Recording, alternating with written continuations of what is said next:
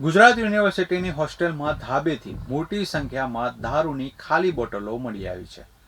શિક્ષણના ધામમાં ફરી એકવાર દારૂની બોટલો મળી આવી છે। ગુજરાત યુનિવર્સિટીની હોસ્ટેલમાં ધાબેથી મોટી સંખ્યામાં દારૂની ખાલી બોટલો મળી આવી છે।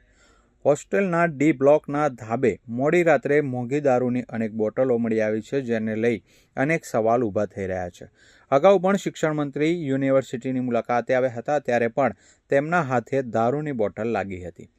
ગુજરાત યુનિવર્સિટીના કેમ્પસમાં જ યુનિવર્સિટીની ગર્લ્સ અને બોયઝ હોસ્ટેલ આવેલી છે। ગત મોડી રાત્રે ગુજરાત યુનિવર્સિટીના હોસ્ટેલના ડી બ્લોકના ધાબેથી દારૂની બોટલો મળી આવી હતી।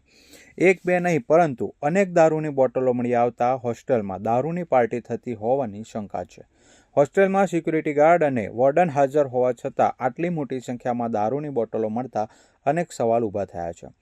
અગાઉ ગુજરાત યુનિવર્સિટીની હોસ્ટેલમાંથી જ ગાંજાના છોડ મળી આવ્યા હતા અને કોઈ અજાણ્યા શખ્સે હોસ્ટેલમાં એક ખૂણામાં ગાંજાની ખેતી કરી હતી, જેનો વિદ્યાર્થી સંગઠને પર્દાફાશ કરી પોલીસ ફરિયાદ નોંધાવી હતી।